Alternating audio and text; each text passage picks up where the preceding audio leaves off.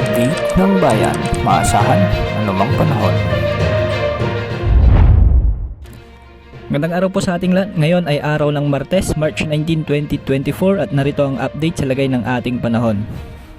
Patuloy na mararanasan ang maalinsangang panahon sa buong bansa dahil sa umiiral na easterlies. Sa Luzon, mababa ang tsansa ng pag-ulan ngayon maliban na lamang sa mga isolated rains sa eastern portion ng Southern Luzon at sa Quezon Province, kasama ng Polillo Islands.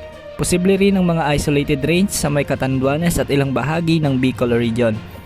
Sa Visayas, maalinsangang panahon din ang aasahan sa buong rehiyon na may bahagyang maulap hanggang sa maulap na kalangitan na may mga pulupulong pag-ulan, pagkulog at pagkidlat dulot ng easterlies o localized thunderstorms. Mababa rin ang tsansa ng pag-ulan sa buong Mindanao maliban sa mga isolated rains sa ilang lugar. At sa Metro Manila, bahagyang maulap hanggang sa maulap naman ang papawirin na may mga pulupulong pag-ulan dulot ng easterlies at mga localized thunderstorms lamang. Ngayong araw Ng Martes, posibleng pumalo sa 40 degrees Celsius ang maitatalang heat index sa may Dagupan City, Pangasinan, Bacnotan, La Union at Giwan, Eastern Samar. Posible namang umabot sa 39 degrees Celsius ang heat index sa may San Jose Occidental, Mindoro, Puerto Princesa City, Verac, Catanduanes, Rojas City sa may Capiz, Cotabato City at General Santos City. Mag-ingat po sa banta ng heat stress at heat stroke na dala ng mainit na panahon bukas sa mga nasabing lugar. Sa ngayon, walang nakataas na gale warning sa karagatang sakop ng ating bansa, kaya malayang makakapaglayag ang anumang uri ng sasakyang pandagat.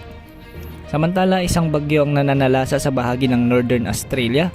Ito si Bagyong Megan o Tropical Cyclone Megan na may Category 2 na lakas.